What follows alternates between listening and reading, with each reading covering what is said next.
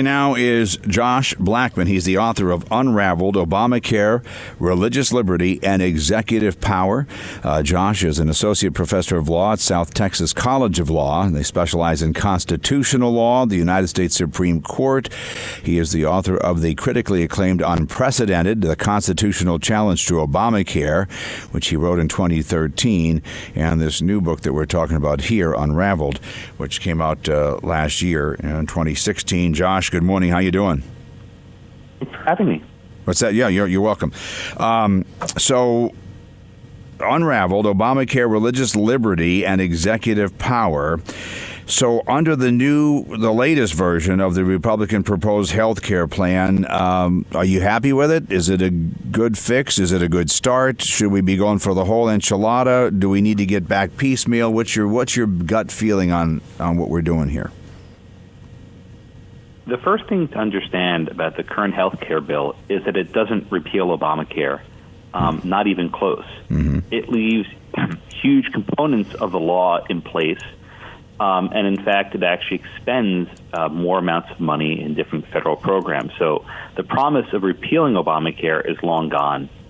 What the bill attempts to do is stabilize the marketplace and prevent it from falling into what's known as a death spiral, where the entire thing starts to implode. The current House bill, though, we shouldn't focus too much on, because the Senate has basically said, that's nice, you members of the House. Good job. We're going to start from scratch. So it's yet to be seen what the Senate will actually propose. But I think the important thing for your listeners to remember is that all was not well with Obamacare when Donald Trump took office. This law was not in a good place. So to the extent that the Republicans can stabilize it and prevent the collapse of the healthcare market, that would be a good thing.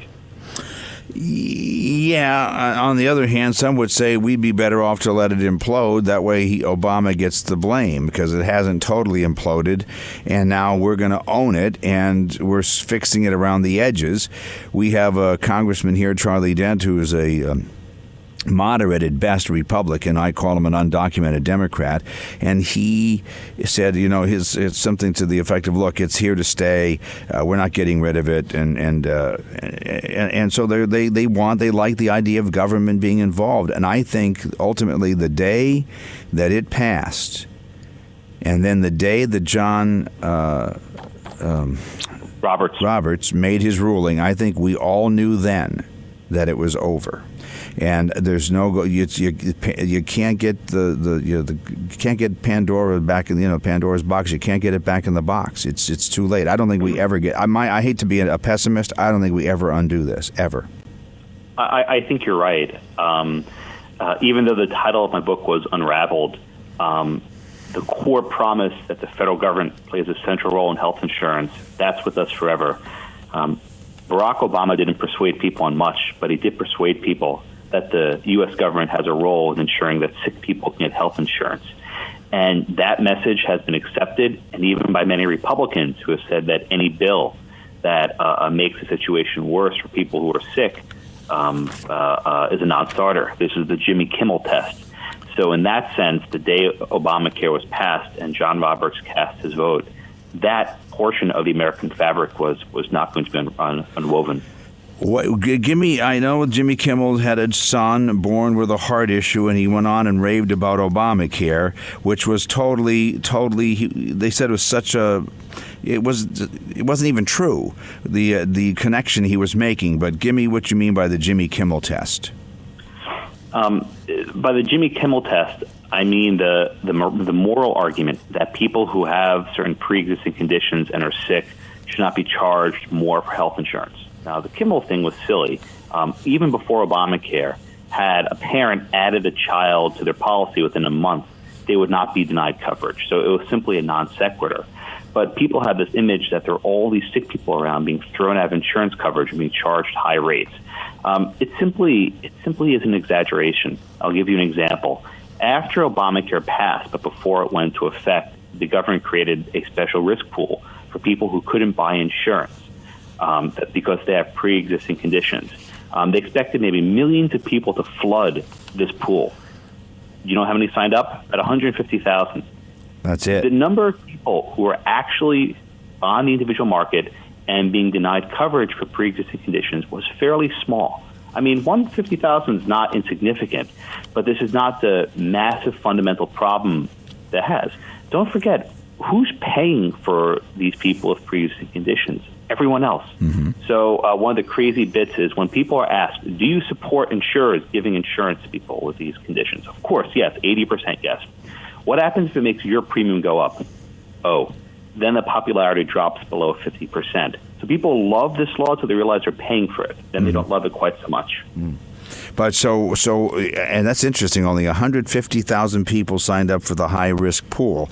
But some would say, well, that's because under the old system, people were getting free care anyway. They just had to show up in an emergency room, and a hospital couldn't refuse them. So here's my point with that.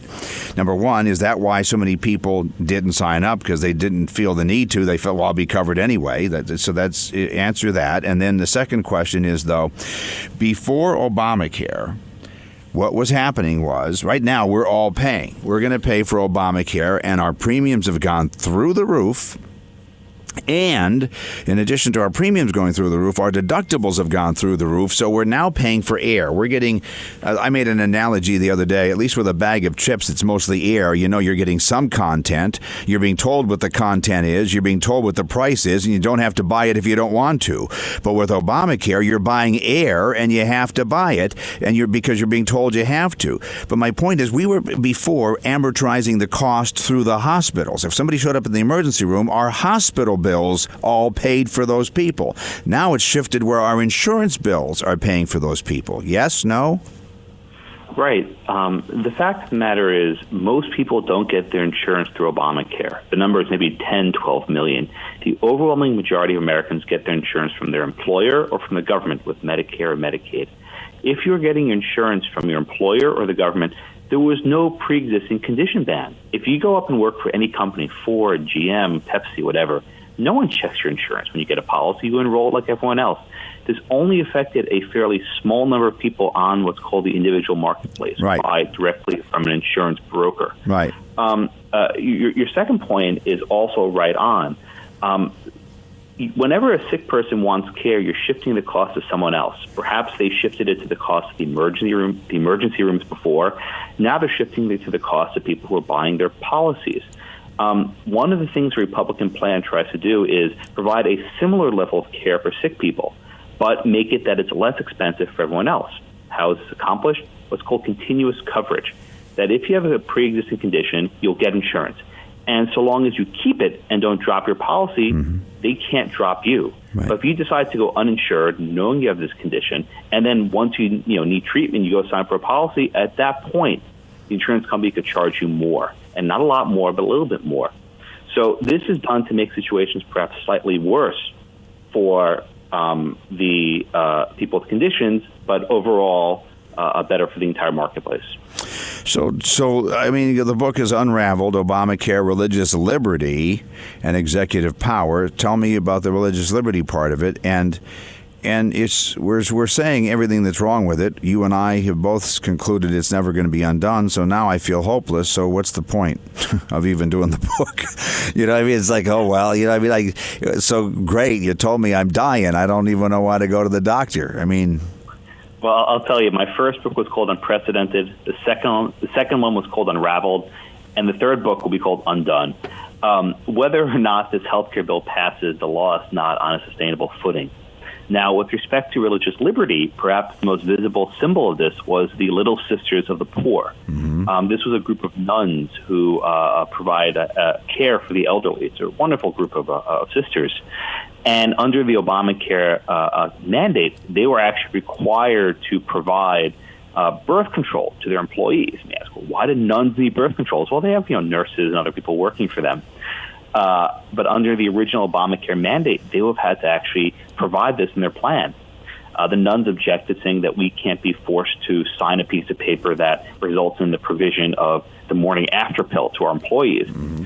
This case went all the way to the Supreme Court, and the Supreme Court maybe would have ruled for the nuns, but Justice Scalia had passed away, and so they were down to 8 justices, and the court could not decide the issue. They kicked it back.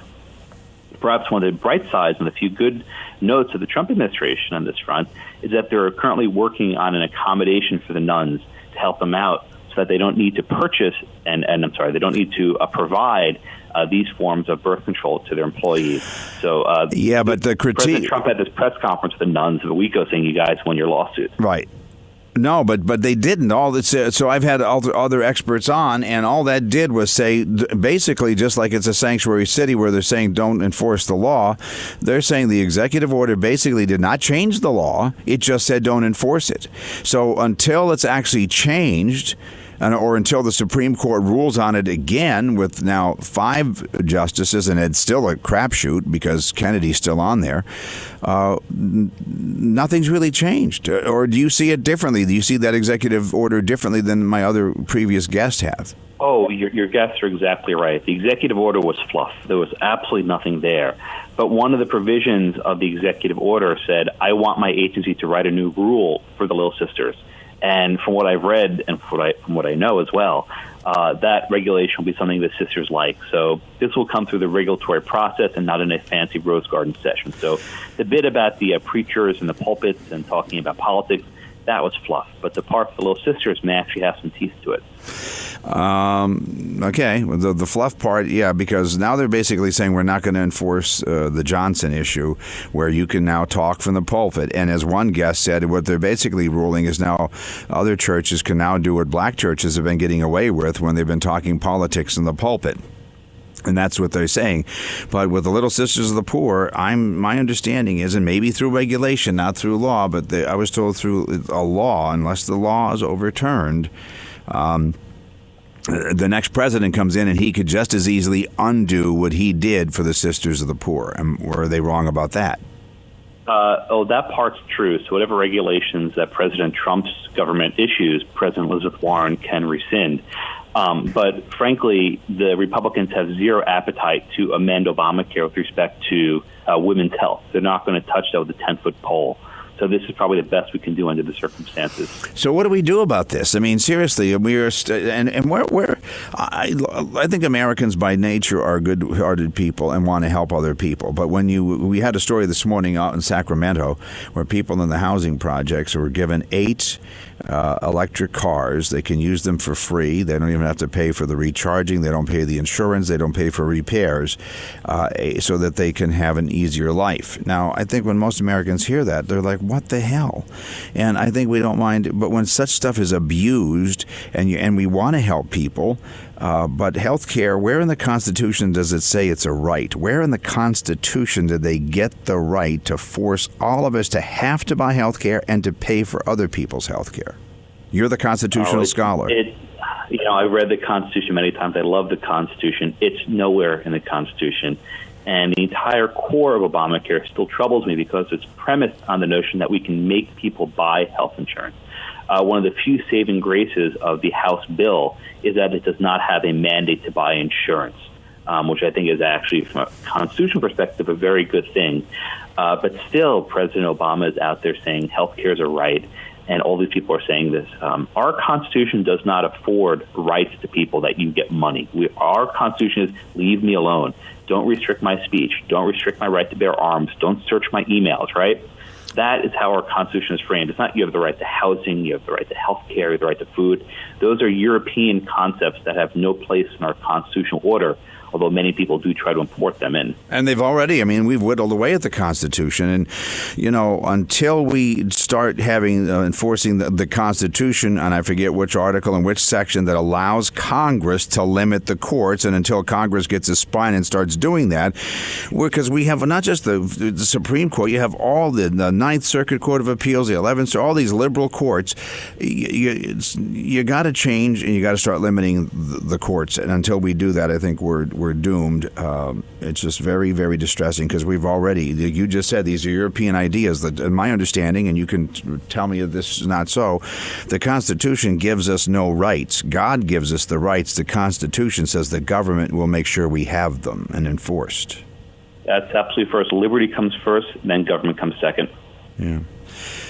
So when's the next book? So you got the unprecedented. Now we're talking again to Josh Blackman, author of Unraveled, the book available in all the bookstores and Amazon.com, just out a few months. Unraveled: Obamacare, Religious Liberty, and Executive Power.